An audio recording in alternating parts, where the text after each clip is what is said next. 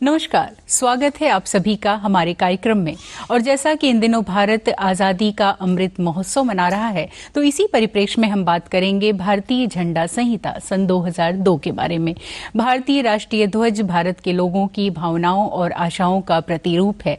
यह हमारे राष्ट्रीय गौरव का प्रतीक है और हम सबके मन में भारतीय राष्ट्रीय ध्वज के लिए आदर, प्रेम और निष्ठा है।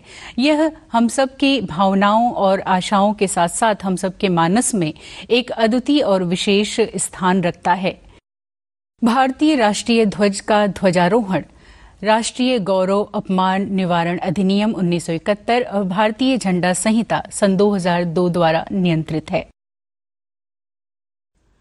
भारतीय झंडा संहिता 2002 को 30 दिसंबर 2021 के आदेश द्वारा संशोधित किया गया और अब व्यवस्था है कि भारत का राष्ट्रीय ध्वज हाथ से काते गए और हाथ से बने हुए या मशीन द्वारा निर्मित सूती, पॉलिएस्टर, ऊनी, सिल्क, खादी के कपड़े से बनाया गया हो।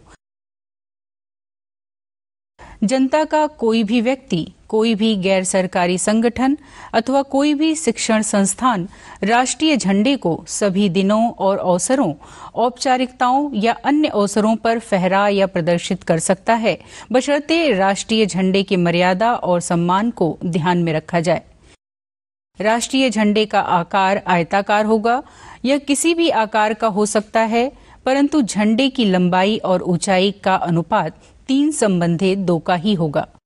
जहां झंडे का प्रदर्शन खुले में किया जाता है, वहां यथासंभव मौसम को ध्यान में रखे बगैर सूर्योदय से सूर्यास्त तक फहराना चाहिए।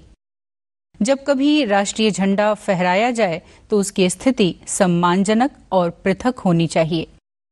फटा हुआ और मैला कुचैला झंडा किसी भी स्थिति में प्रदर्शित नहीं किया जाना चाहिए। झंडे को किसी भी अन्य झंडे अथवा झंडों के साथ एक ही ध्वज दंड में नहीं फहराया जाना चाहिए। संहिता के भाग 3 की धारा 9 में उल्लिखित गणमान्यों जैसे राष्ट्रपति, उपराष्ट्रपति, प्रधानमंत्री, राज्यपाल के सिवाय झंडे को किसी अन्य के वाहन पर नहीं फहराया जाना चाहिए। किसी दूसरे झंडे या पताका को राष्ट्रीय ध्वज से ऊंचा या उससे ऊपर या उसके बराबर भी नहीं लगाना चाहिए। तो ये थी जानकारी हमारे राष्ट्रीय ध्वज के बारे में, जिसे कि एक मुख्य दिशा निर्देश के द्वारा भारतीय झंडा संहिता सन 2002 में बताया गया है। इसी के साथ दीजिए इजाजत।